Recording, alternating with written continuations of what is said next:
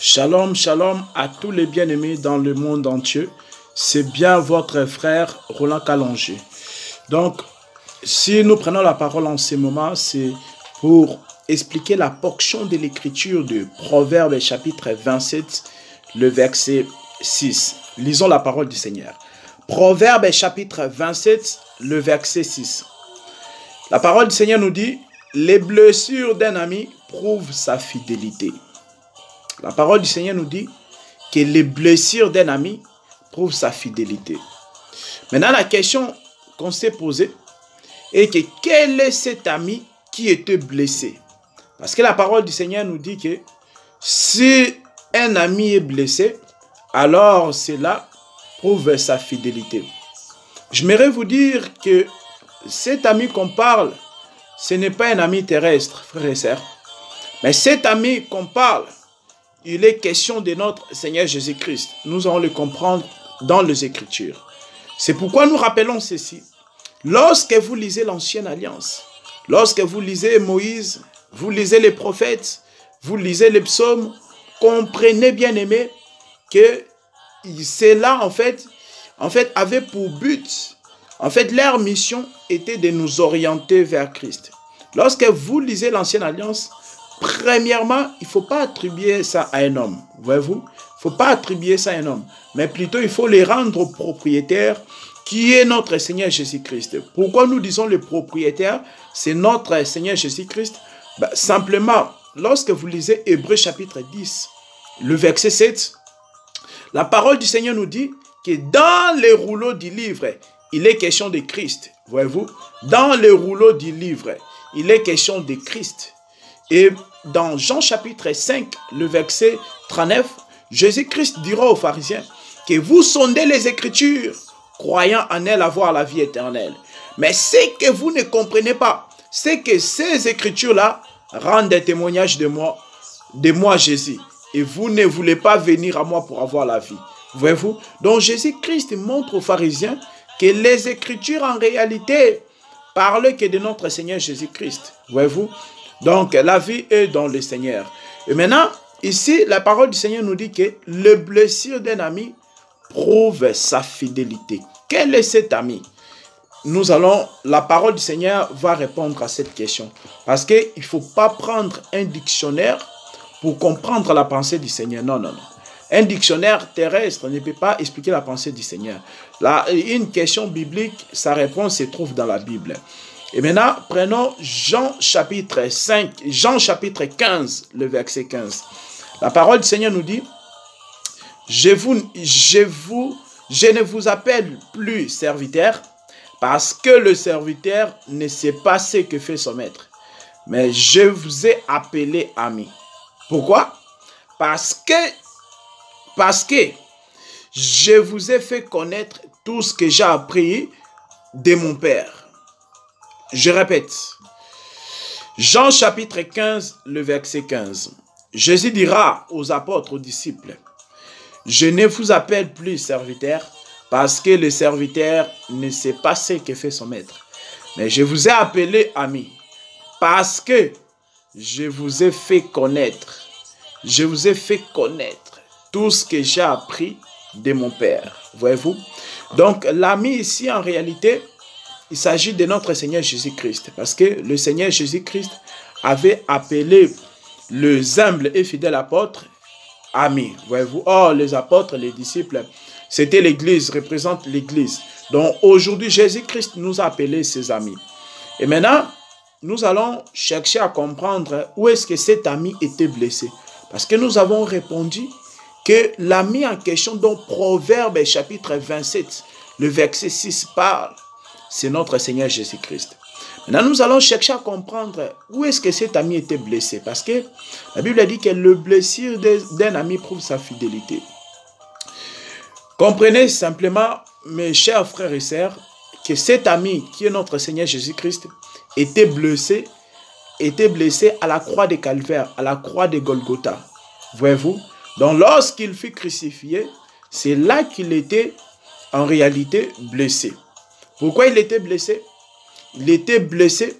La parole du Seigneur nous dit dans Ésaïe 55, la parole du Seigneur nous dit qu'il était frappé pour nos iniquités, blessé, brisé pour nos iniquités.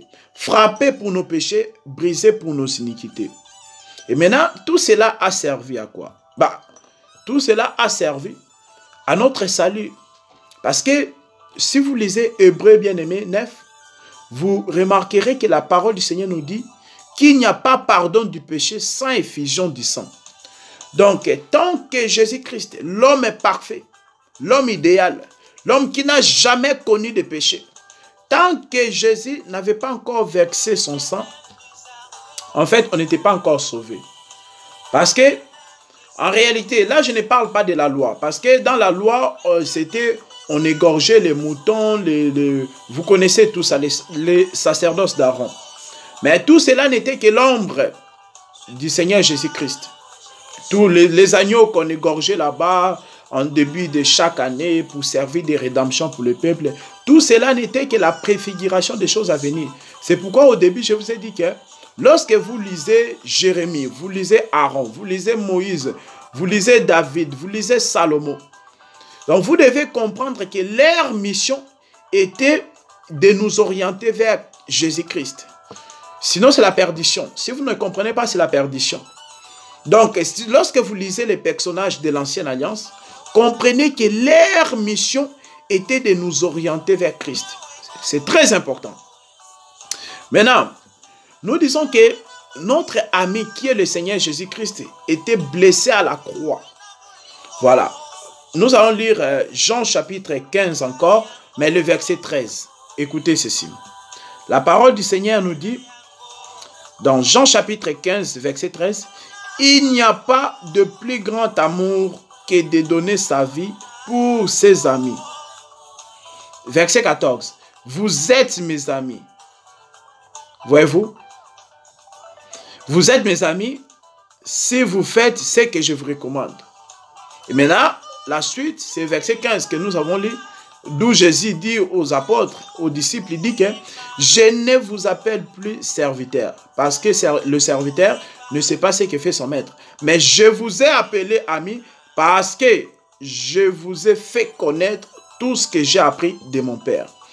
Donc, Jésus-Christ nous montre dans Jean chapitre 15, le verset 13, il dit en réalité qu'il n'y a pas de plus grand amour que de donner sa vie pour ses amis.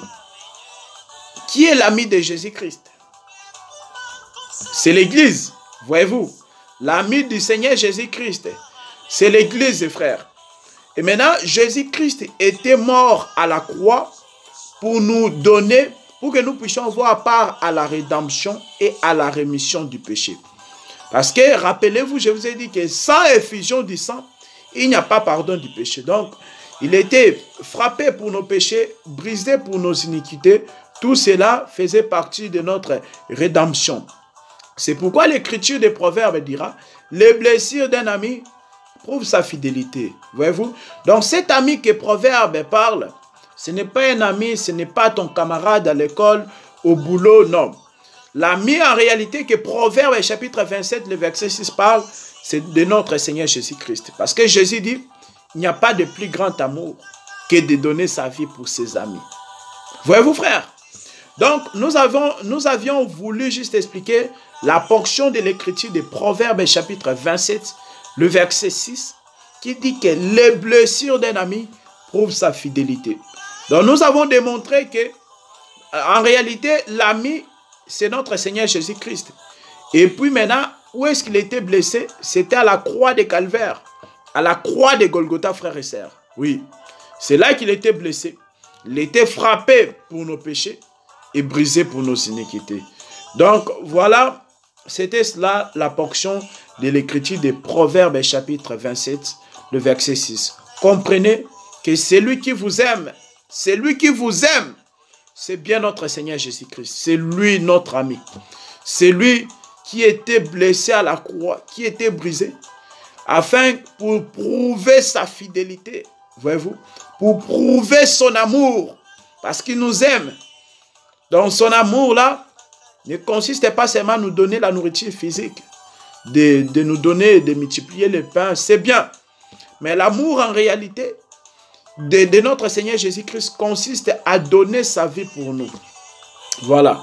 Donc, donner sa vie pour nous, c'est-à-dire que être brisé à la croix de Golgotha, afin que son sang puisse couler pour servir de notre rédemption. Parce que Hébreux 9 nous dit qu'il n'y a pas pardon du péché sans effusion du sang. Donc, tant que le sang n'a pas encore coulé, il n'y a pas pardon du péché. Donc, voilà sa fidélité, voilà son amour. Il nous aime beaucoup. Il nous aime beaucoup, notre Seigneur Jésus-Christ. Que le Seigneur vous bénisse. C'était votre bien-aimé, le frère Roland Kalonji. Amen.